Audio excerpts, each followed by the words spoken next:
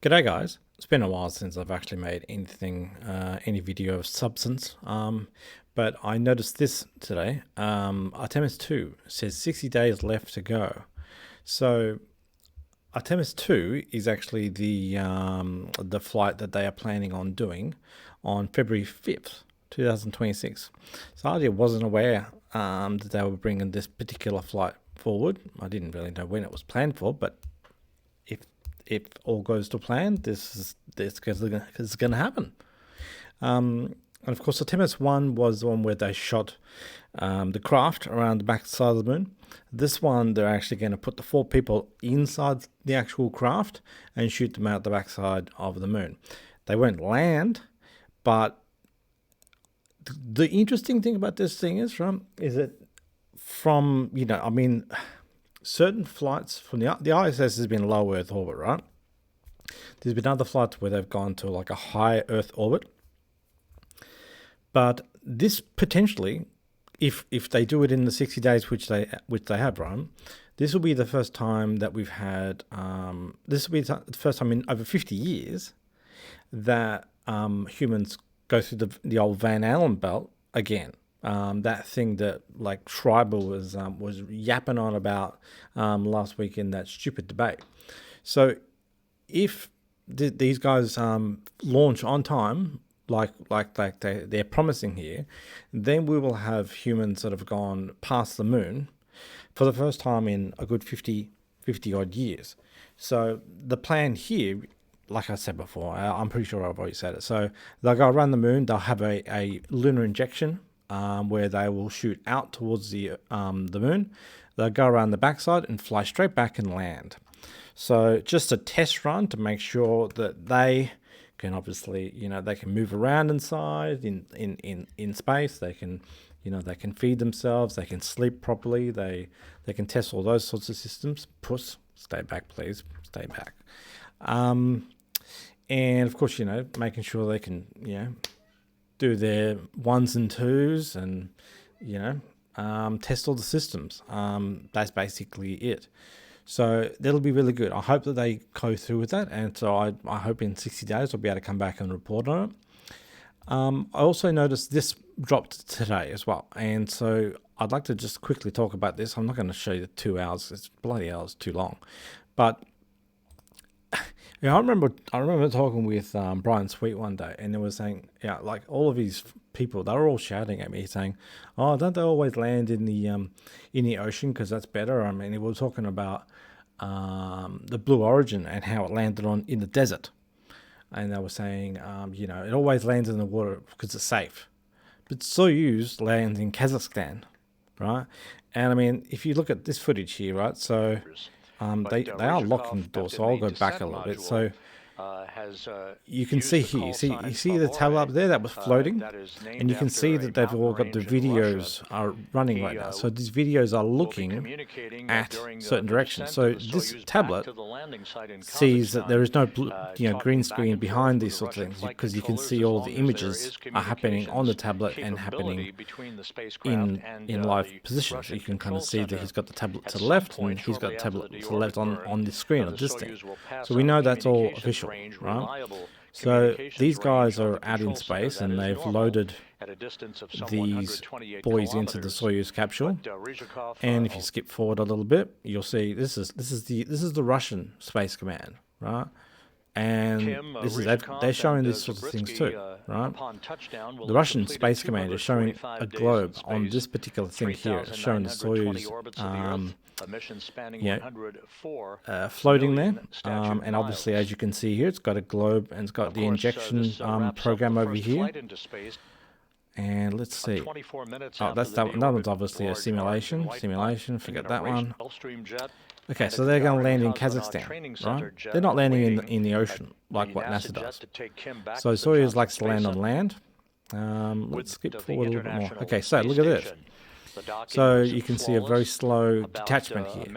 So they have to go very, very slow to detach from the ISS. It takes them, 45 minutes or something like that. They have to get to a safe distance before they can start actually making some maneuvers. They got to do it real slow. Typical same sort of view you'd usually see from the ISS, where you can sort of see all the mountains below you. And this thing is floating slowly away. Those guys are not. They are not the ones inside this craft. There's 3 guys. You'll see it in some sort of other picture. There we go. Look at this. I hadn't seen this before. So this is the Soyuz deorbit and re-entry. So 240 seconds, that's 2 minutes or whatever. They do brake impulse. They module separation, so they break off the solar panels and they go back to they've got like a pill.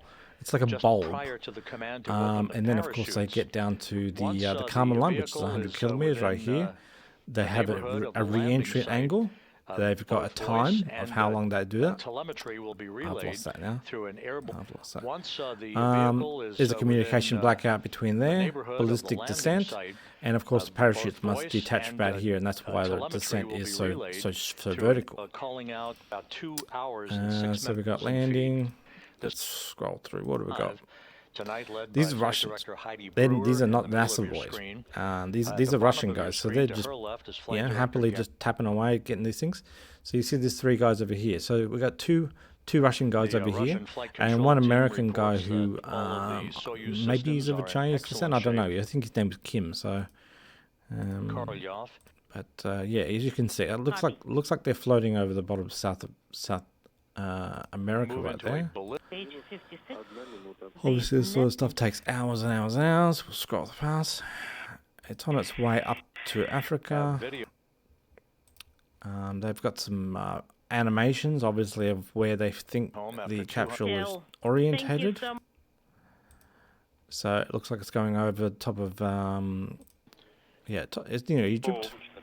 On its way down, so it's pitching down. Descent module. They reckon it's at a burn-up stage. It's over the top of Iran and Turkey, so that's where they believe it's at a burn-up stage, and they've got their location right there. And it's obviously coming in lower. Can't read this, but I'm looking. It looks like they're looking for the parachute. Let's see if they can find the parachute. Everything appears to be going nominally. It must have already landed by this stage. It's a pity they don't have some footage of it actually flying. I don't know. As clear a view as we're typical. Wait a minute. What's this? Accustomed to, but okay, so it does look like something floating there. Large parachute. Where is it? The Soyuz temperature is around 21 degrees Fahrenheit. But everything is in look at how icy it is there. So in Kazakhstan right now, it's a little bit snowy. Because it's almost Christmas over there. On the Soyuz as where are they going? Don't you see landing yet?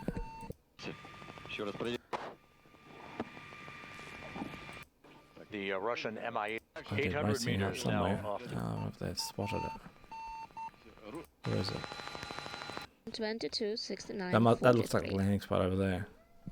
I turn to the right. So I mean, these guys, like at the start of the video, were chatting with the other guys on the actual ISS and getting recorded as they were getting strapped in. Members from the descent module. Is that thing? They'll be placed in chairs right by the capsule. It's very hard to see. Very, very hazy. So this is the ISS pod. Sorry, the Soyuz. So as you can see, it's just a little. It's like a pill, and it lands on the land. It doesn't land in the ocean like what the NASA boys do. And of course, some of these guys have been up in space. They said the first guy was 600 days, so his muscle damage must be pretty extensive. But of course, this is customary that they would drag them out. They carry them out like as if they were putting on a stretcher. So as you can see here, they have to carry them out because they're obviously not strong enough to be able to tolerate this. So he's going to have to go into weeks or even months of rehabilitation to make sure that his legs can hold his own weight, because he's been losing bone mass and losing muscle mass for quite a while. And yeah, it looks cold there. They have to wrap him up in a blanket. So Feeling great. that's one guy. So they're interviewing him. He's speaking in Russian. Don't know what he's saying. Still And of sitting course, in this his is the chair. American slash Chinese guy. I'm assuming. I can't say for sure exactly. Already in the medical and His another view. nationality anyway, but he seems to he's nominated as American. So Deputy Program Manager for the International look at all Space this stuff Station they set up. program. They're pretty good at setting up their tents pretty quick. They got to get them out of the snow. So yeah, look. What's the summary to that? The summary to that, you know, they were loading them up at the ISS, and like within an hour, they were on land and hoisting them out. So, you know, from the top all the way to the bottom. Where's the sound studio? Or where is the theater? Why would they? Why if they had been in a sound like a movie theater or something like that? Why would they go and put them out in the middle of the ice? Why they make them sit out in the cold, in the middle of a field, in the middle of nowhere, and shiver their balls off when they've just been yanked out of a pod? So,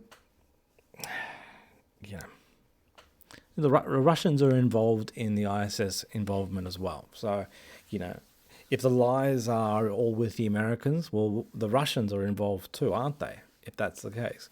But here's the Russians working, you know, in cahoots with America and, you know, doing the same sort of process. And, you know, what I like to see about this is the fact that, you know, there's cooperation. It's really good.